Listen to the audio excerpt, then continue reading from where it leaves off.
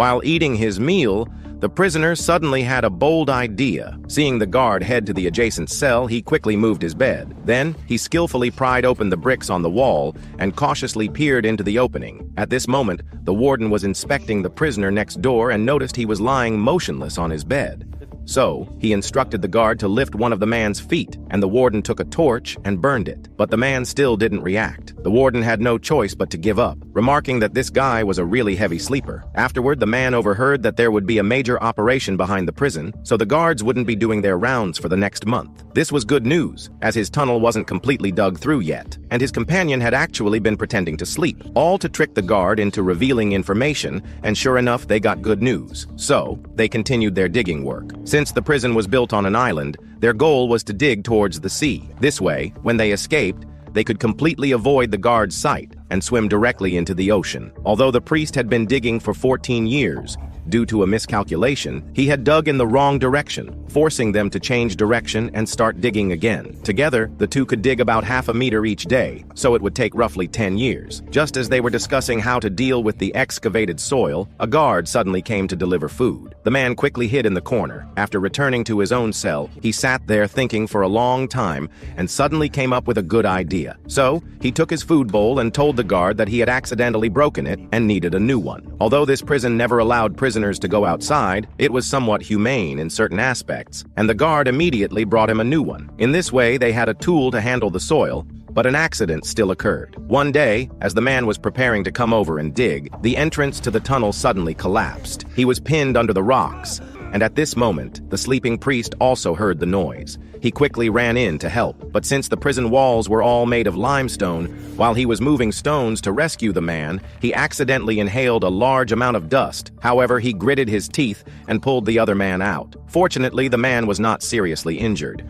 The two who had escaped death simply embraced each other. After years of getting along, they felt like father and son. Besides digging every day in their spare time, the priest would impart all the knowledge he had learned to the man without reservation. He knew that the other man had been framed by a friend and imprisoned. Moreover, after he was imprisoned, his wife had actually married his friend. The man wanted revenge all the time, so the priest taught him these things, hoping it would be helpful to him. However, good times didn't last long. One morning, while the man was eating, he suddenly heard a cry for help from next door. He quickly ran over to check and found the priest lying on the ground, struggling to breathe, precisely due to inhaling a large amount of dust yesterday. The man quickly helped him onto the bed. His condition was very bad. It was clear he wasn't going to make it. The other man seemed to know this too, so he quickly told him to pry open a broken brick in the corner of the wall and take out a piece of parchment hidden inside. This was a treasure map, detailing the location of the Count of Monte Cristo's treasure. The priest had been the Count's steward in his younger years, but unexpectedly, the Count had a sudden misfortune, and he himself was arrested. They were after the Count's treasure, but these people never imagined that the treasure map was on the steward. Now he was too weak to keep it safe, and only hoped that the man could find it after he got out. Afterward, the man carefully put away the treasure map and returned to his cell. The next morning, he suddenly heard the sound of the guard's footsteps. When he peered through the hole, he discovered that the priest was dead. He couldn't believe what he was seeing. Soon after, the warden ordered the priest's body to be thrown into the sea. After the guards left, the man cautiously crawled out of the hole. Looking at the other man's body, he couldn't shake off his grief for a long time. The two had spent nearly 7 years together. Although they weren't related by blood, the priest had always treated him like his own son. But now they were separated by life and death. But the man knew he had to pull himself together. Looking at the cold body, he suddenly had a bold idea. He quickly tore open the cotton shroud, took out the body, and then dragged the priest into his own cell, carefully placing him on the bed. Afterward, the man cut off his own hair and made it into a wig, which he put on the priest's head. Then he covered him with the blanket, disguising him as if he were asleep. Once all this was done, he secretly slipped into the body bag, then took out a needle and thread and sewed the bag tightly shut. Before long, the guards returned after eating. Without doing any inspection, they carried the body bag away. The two quickly arrived at the rooftop. To prevent the body from floating, they tied a large iron ball to it. After doing this, the guards felt confident enough to carry the bag to the edge of the wall and then throw the body down. After it fell into the sea, the man quickly took out his homemade dagger, cut open the bag, and climbed out as fast as he could. Every second now would determine his life or death. Once out, he didn't dare delay for a moment, untied the iron ball from his body, and then swam quickly towards the surface. At this time, The guard on the other side came to deliver food to the man as usual, only to find him lying motionless on the bed. The guard thought the man was sleeping in, so he angrily opened the door and went in. But when he lifted the blanket, he was shocked to find that it wasn't the man lying on the bed, but the priest. He immediately sensed something was wrong and quickly called the warden. When he saw the body and the scattered hair on the ground, the warden instantly pieced things together. He hurriedly ordered his men to move the bed and remove the loose brick. They never would have imagined that these two had dug such a long tunnel in the dark and desolate cell. By the time they were discovered, it was already too late. By now, the man had already swum ashore. Although he had successfully escaped from prison, an even more arduous task awaited him: revenge and finding the Count's treasure. But before seeking revenge, he had to get rid of his prison uniform. Otherwise, being seen by the authorities would mean certain death. So, the man quietly ran into a farm. While the owner was out, he conveniently took a few pieces of clothing that fit him and quickly changed into them. Looking at his own disheveled appearance in the mirror, he felt even more angry. 15 years of imprisonment had turned a handsome young boy into a haggard, middle-aged man. It was all their fault. The next day, he returned to his hometown with a new look, intending to see his father, whom he hadn't seen for many years. But he unexpectedly learned from a neighbor that his father had passed away many years ago. Following the neighbor's directions, he arrived at the church, and soon the cemetery keeper led him to the grave. He learned from the keeper that his father had died of grief from missing his son. And there, next to his father's grave, was another tombstone with his own name on it, indicating that he had died 10 years before his father. It turned out that in his enemy's eyes, he was already dead, and more importantly, they had indirectly caused his father's death. But then, an even more devastating event struck him like a bolt from the blue. When he arrived at his wife's house with excitement, he learned that she had not only remarried, but had also moved to Paris. Facing two heavy blows at once, the man was momentarily unable to accept reality. He wandered aimlessly through the streets and suddenly encountered a group of guards. He quickly and instinctively hid to the side, knowing that if they discovered his identity as an escaped convict, the consequences would be unimaginable. Just then, a prisoner being escorted suddenly turned and ran. A guard, seeing this, hurriedly chased after him, right towards where the man was hiding. The man watched as the prisoner was tackled to the ground and then brutally beaten. Having been a prisoner himself, the man couldn't bear to watch. He decisively stepped forward, knocked down the guard, and then punched him unconscious with 2 quick blows. He then quickly used the keys to unlock the prisoner's shackles. The man told him to leave quickly, but the guy kept following him. Until they encountered more guards again, the two of them, in a moment of quick thinking, hid inside a nearby carriage. During their conversation, he learned that the other man was a sailor who specialized in smuggling, which was why the guards were after him. Now his ship was docked in the harbor, but unfortunately, he didn't know how to sail. Upon hearing this, the man instantly had an idea. He had once been the captain of a shipping company, and sailing was a piece of cake for him. Soon, the two arrived at the cargo ship. The other man had a companion, his nephew.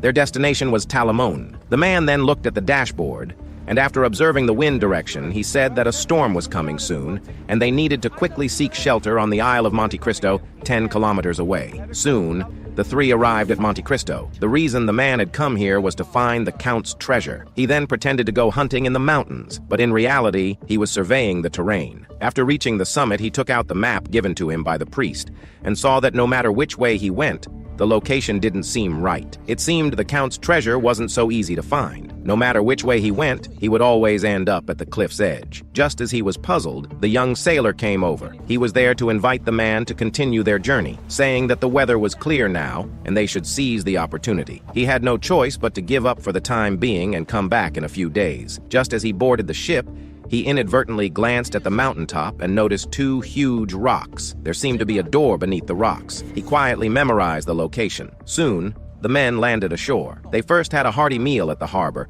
then sang and danced and had a great time. In the evening, the man thought more and more that something wasn't right. There must be something hidden beneath those 2 huge rocks. So he immediately got on a small boat and returned to Monte Cristo. After searching for a while, he indeed found a door. After moving the stones above it, an opening appeared before his eyes.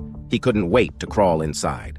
The Count's treasure was indeed hidden here. Looking at the many boxes of gold and jewels on the ground, the man was overjoyed. This wealth would be the key to his revenge plan. A few days later, the man, now transformed into the Count of Monte Cristo, arrived at the church. He wanted to confess before God in advance, as his path to revenge would inevitably involve bloodshed. After confessing, he first had a gift sent to the young sailor: 2 large ships and 3 private residences. He asked the young man to meet him at the Golden Cockatoo Hotel in Marseille. The man's purpose was simple: to recruit talent. It would be too difficult for him to seek revenge alone. Then, he had the young man deliver a stack of banknotes to the farmer, stating it was for the clothes. The farmer was overwhelmed with surprise when he saw the money. It was enough to buy hundreds of outfits. Soon, the two met again. As soon as they met, the man directly stated that he wanted to hire him. He explained that he would be doing some things that would involve a certain degree of danger, but in return, he would receive a considerable income. To make the other man follow him more wholeheartedly, the man simply told him about his own experiences, how he was wrongfully imprisoned, and how he escaped. After listening to the story, Arthur decisively agreed, as the man was, after all, his savior. Subsequently, the two went to the police station to investigate Villefort, the prosecutor who had framed the man years ago. Unexpectedly, the prosecutor had now achieved great success and had become the royal prosecutor of Paris. Upon hearing this, the man was furious. To get to the bottom of the truth, he decided to risk going to the police archives. He soon arrived at the records room and told the staff that he worked for the Paris Daily. His editor had asked him to write an article about political prisoners. In his research, he had come across a prisoner named Edmond Dantes. He had been imprisoned without any trial, so he wanted to look at his file for inspiration. Upon hearing this, the staff member flatly refused, stating that it was confidential information and could not be disclosed. And Monsieur Villefort was wrong. However, upon hearing the name Villefort, the staff member immediately became nervous and hurriedly apologized to the man. He said he didn't know the man was with Prosecutor Villefort. In this way, the man successfully obtained the file. After the staff member left, the man immediately opened it. Inside was a letter of denunciation. Looking at this letter, he fell into deep thought. This was the fuse that had led to his conviction and wrongful imprisonment. It wasn't signed, but it mentioned the Caderousse Inn. The man couldn't understand why the innkeeper, with whom he had no animosity, would write this denunciation. He then carefully put the letter in his bag, placed the newspaper in the file, and openly returned it to the staff member. After leaving the police station, he immediately took Arthur to the Caderousse Inn. He wanted to find out what exactly had happened, only to discover that the innkeeper no longer worked there. 4 years ago, he had sold the inn and opened a small hotel. Helpless, the two had to set off again and arrived at the hotel. Because the man had changed significantly, the owner didn't recognize him at first. So he took out the letter of denunciation and handed it to the owner. After reading the letter, the owner didn't seem surprised. It wasn't until the man introduced himself that the owner suddenly realized who he was. The man was Edmond, who had supposedly been dead for many years. He quickly begged for mercy, asking the man not to kill him. He had been forced to do it. He hadn't written the letter himself. He was only responsible for delivering it to the police station. Upon hearing this, the man asked who was behind it. Under the pressure from Edmond and Arthur, he had no choice but to tell the truth. The letter had been written by Danglars and Fernand. At the time, he had wanted to stop them because the accusations were unfounded, but they had threatened him. Edmond was furious. It was because of their false accusations that he had been wrongfully imprisoned for 15 years, living a life worse than death. The owner knew that Edmond had returned for revenge, so he quickly begged for mercy and stated that after Edmond left, he had been the one taking care of Edmond's father. He even brought out Edmond's personal belongings. Edmond was very confused. He could understand Danglars accusing him as he had taken his captaincy, but why would Fernand do such a thing? The owner was very surprised to hear this because Fernand had married Edmond's fiancée, and now the two of them were living leisurely in Paris. Upon hearing this, Edmond couldn't sit still any longer. His beloved fiancée had actually betrayed him. They had once been so deeply in love. He then learned from the owner that she had also erected the tombstones for him and his father. The man couldn't understand. He had only gone to prison. Why did they all act as if he were dead? After briefly calming his anger, he returned to the inn and offered the owner a chance to atone for his sins, to join his revenge campaign. The owner readily agreed. He didn't want to make any more mistakes. Danglars was now a successful banker, his business thriving. Fernand had chosen a career in politics and had even received the title of Count just last year. Edmond then asked the owner to go to Paris and investigate these two men, as well as Prosecutor Villefort. This man had imprisoned Edmond without a trial, so there must be some connection between the three of them. From that moment on, Edmond Dantes would cease to exist. There was only the Count of Monte Cristo, wholeheartedly seeking revenge. His first target was Danglars, the banker. The man, now the Count of Monte Cristo, directly approached him. He stated that he had a $10 million investment project, but it was in the form of securities. In return, he needed $5 million in cash from Danglars. Because the man had changed so much, Danglars didn't recognize the person in front of him as the former Edmond. Since it was a guaranteed profitable deal, he agreed without hesitation. Seeing that Danglars had fallen for his scheme, the man quickly left to prepare his next step. He then went to the telegraph tower. While the operator went inside, he took out a sleeping potion and poured it into the operator's wine glass. The unsuspecting operator then drank it. Soon, he began to feel dizzy and then passed out. Next, Edmond could openly enter the telegraph room and begin his plan to transmit false information. He sent out the content written on the paper, and the telegraph station on the other end quickly replied. Only then did he dare to use the antidote to wake up the operator. The operator didn't suspect anything, thinking he had just drunk too much. Soon, Danglars received information from his subordinates. There had been riots in Spain, and he needed to sell off those securities quickly. The stock prices were plummeting rapidly. Although it was sudden, since it involved money, he quickly did as instructed. At this moment, Edmond happened to walk over. Seeing him, Danglars quickly asked if he held any Spanish securities. Hearing that Danglars had sold his securities, the man revealed a triumphant smile. His first step in the plan was to make Danglars lose money. After all, as a banker, he dealt with money every day, and losing money was something these people could never accept. And his next step was to ruin Danglars' reputation. He first had the innkeeper seduce Danglars' wife to extract useful information and evidence of his crimes. Then he handed this evidence to the newspaper. This included the Paris Stock Exchange's trading records for the past 3 years. Corresponding to this were Baron Danglars' personal bank statements. By comparing the two, it could be seen that on the same day, Danglars made large cash withdrawals from his personal account. His wife made significant stock trades in a certain commodity, and these stocks doubled in value within 2 days. The reason Danglars dared to do this was that he had people within the government. This was how he had made his fortune. Soon, the police learned about this matter. Danglars was immediately arrested. The charge was using inside government information for illegal trading on the stock exchange. What awaited him was a dark and desolate prison life. After going in, he received a letter. It was from Edmond. Curious, Danglars opened it and found the original letter of denunciation. Only then did he realize that the Count of Monte Cristo was Edmond. There was also a letter Edmond had written to him. Edmond wished Danglars to spend the rest of his life in prison. Looking at this letter, he only regretted not realizing the other man's true identity sooner. But it was too late. Everything was already over. Next, it was Prosecutor Villefort's turn. Through his investigation, Edmond learned that this man had had an affair with Danglars' wife and had secretly fathered a child with her. To prevent this matter from being exposed, he had cruelly buried the child alive. However, this entire process had been witnessed by the midwife. After Villefort left, the kind midwife dug up the child and raised him. With witnesses and evidence, things were simple. Soon, the man, along with the child and the midwife, sued Prosecutor Villefort in court. What awaited him was a ruined reputation and imprisonment. Now that 2 of his enemies had suffered the consequences of their actions, only Fernand remained. The man felt even more hatred for Fernand. He had not only almost caused Edmond's death in prison, but had also taken his fiancée. He had to come up with a perfect plan to punish him. A few days later, Mercedes received a gift containing an exquisite earring. It was from the man. He hoped to have a conversation with her because his next plan might hurt her. Mercedes eventually put on the earring, just as Fernand saw her. Mercedes didn't hide anything and said that it was a gift from the Count of Monte Cristo. Unexpectedly, upon hearing this, Fernand directly asked her if she wanted to become the Count's mistress. Mercedes replied that she was just talking to a friend. Hearing this, Fernand became even more enraged, and the next second, he slapped her. In reality, their marriage was not happy. She knew that Fernand often went to other women, but for the sake of her family and her son, she could only endure it. Later, she went to the park as agreed. The man found it strange that Mercedes kept her back to him. Upon closer inspection, he noticed the bruise on her face.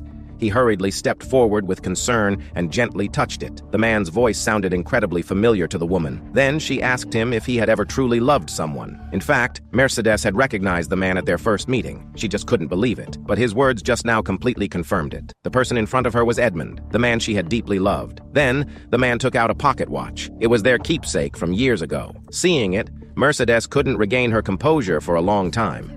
She never imagined that he had kept it with him all this time. He had already collected all the evidence of Fernand's crimes. Years ago, Fernand was just an ordinary soldier. To gain promotion and wealth, he had actually betrayed his country and defected to the enemy. The enemy had promised him 2 whole chests of gold if he succeeded, but the condition was that he had to help them eliminate Pasha. Soon, this matter was reported by the man. Mercedes and her son were shocked. The woman never imagined that her husband was such a vile and shameless person. On the 3rd day, the National Assembly convened a trial on this matter. Faced with the accusations from the Assembly members, Fernand initially vehemently denied everything, claiming that someone was framing him. But when a young girl walked into the hall, everything was settled. Because this girl was Pasha's daughter. She held the evidence of his betrayal of the general and acceptance of bribes from the enemy, including his own signature. The man knew that everything was over. He silently turned and left. Fernand's fate was predictable. After years of planning, he had finally achieved his great revenge. Afterward, he returned to the church again and looked at his father's tombstone. His father's life had undoubtedly been tragic. He hadn't enjoyed wealth and status in his youth, and in his old age, his son wasn't by his side. Now, he could finally rest in peace. Then he went to Monte Cristo again. Unexpectedly, Mercedes was also there. From this spot, they could clearly see the prison that had held him captive for 15 years, as well as the priest who had treated him like his own son. Then, Mercedes asked him what his plans were for the future. Edmond remembered a saying the priest had once told him, "If you seek revenge, dig 2 graves." Although this saying hadn't ultimately come true, he still planned to leave Paris. He might never return. Mercedes didn't answer but silently took his hand.